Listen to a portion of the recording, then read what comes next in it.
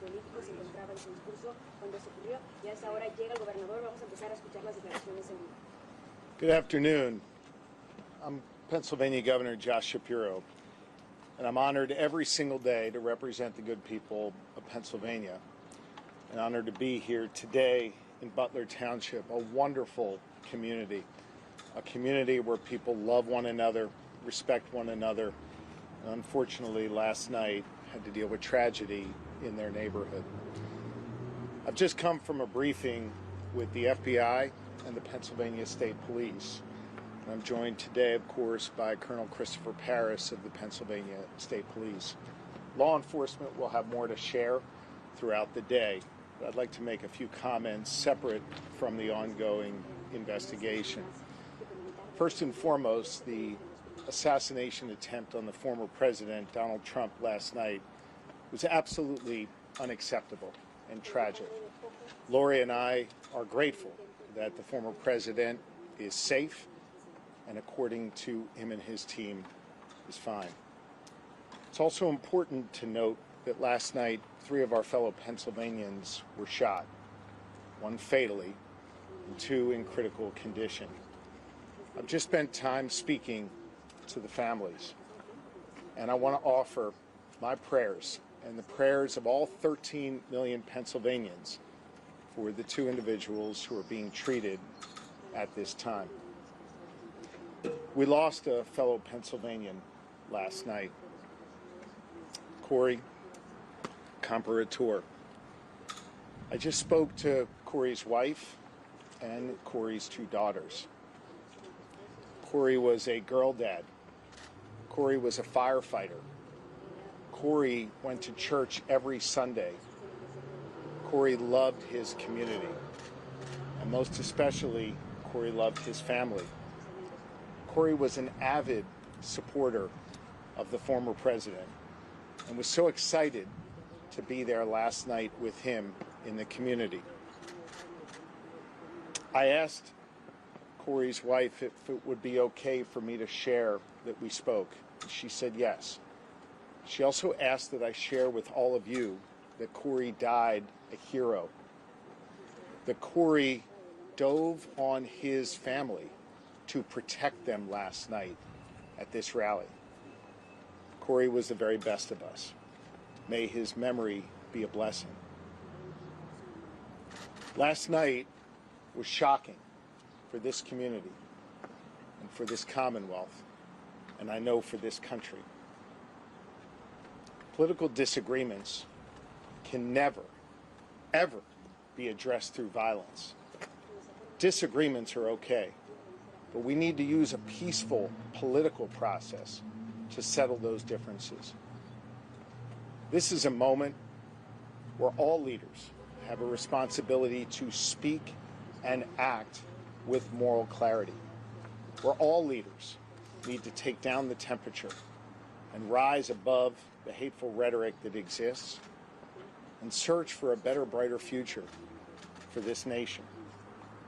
That's the work that I try to do every day here in the Commonwealth of Pennsylvania. And that's the work that falls to each and every American right now. And so I ask that you join me in prayer for the 2 Pennsylvanians who are in critical condition, that we continue to wish for a full and speedy recovery and pray for the former president, and that the Comperatore family remains in our thoughts and prayers. They have some very challenging times ahead of them. They will have an empty seat at the dinner table for the rest of their lives, but we need to make sure that Corey's memory is forever a blessing. And here in Pennsylvania, we will see to it that that is the case. And with that, I'll be happy to try and take a few of your questions. Governor, a lot of folks are starting to ask the tough question about whether that building that the shooter accessed should have been secured. Should it have been secured? And do the Pennsylvania State Police have any responsibility to have security? I'm not going to get into any questions answer any questions regarding the ongoing investigation. I trust that the FBI and the Pennsylvania State Police will keep you posted throughout the day and in the days ahead as to their investigation. Governor, there were some concerning items that the police had found in the suspect's vehicle. Do you have any update on those, and are you confident at this point the threat is over, that he acted alone and that the public is in fact safe? The investigation is ongoing, and law enforcement will update you on the status of their investigation throughout the day. Can you share any more about your communications with former President Donald Trump or his team? I have not spoken directly to the former president. I have wished him well. I think multiple times last evening through statements Lori and I have. The people of Pennsylvania, I know, were praying for him, and again, according to his team and himself, it seems as though he will be fine, obviously, relatively speaking, and we're glad to see that. Violence is never acceptable. I should also let you know that I did speak to President Biden. He called me last night to make sure that here in the Commonwealth we had all the resources we needed. I assured him that we did. At the time, he had yet to speak to President Trump. I think they connected later in the evening, and he wanted me to know that he was trying to reach out to the former president. I think that that was the honorable and right thing to do, and I'm glad that President Biden did that. We have no unmet needs at this time, and we're working in concert with our federal partners, and I let the president know that. Governor, have you talked to the families of those two who were critically injured, and do you have an update on their condition? I spoke to the family of one of them, and the other left a detailed message, and I'm not going to get into their status. That'll be shared by the Pennsylvania State Police and or the family later today. Governor, will you be asking for flags to be flown at half-staff across the state, and also knowing that this is going to be really contentious, even more so, a battleground state for the rest of in total? What would your message? Can I say, I just missed the last part of what you said. No problem. The first was about the flags. The second, knowing that this is going to be even more contentious now in the state of Pennsylvania, and that we're divided here, what is your message to people who live here?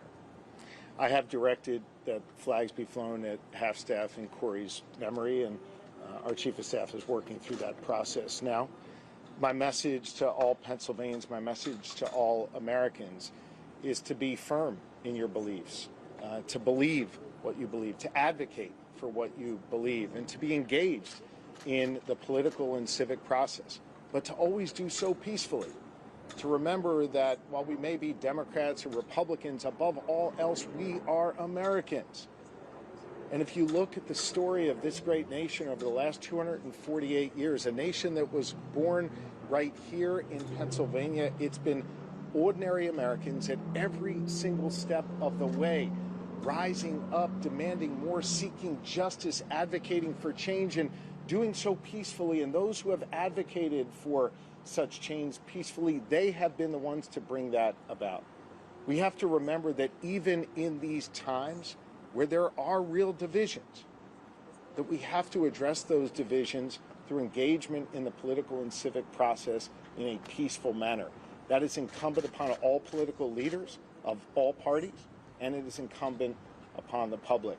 I will tell you that notwithstanding the tragedy that we saw last night here in Butler, the awful tragedy, that every day when I'm around Pennsylvania, I see the very best of Pennsylvanians.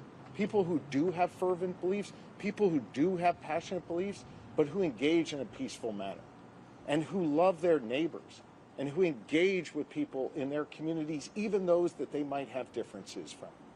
We need to learn from our history in this Commonwealth and in this country, and we need to bring our better angels forward and carry that forward into this political season. Governor, I'll take one more. Yes. Can you expand on the situation of Mr. Comperatore's passing? Was he standing behind President Trump? You said he dove in front of his family. Is there any more detail you can provide about His that? wife shared with me that he dove on his family to protect them.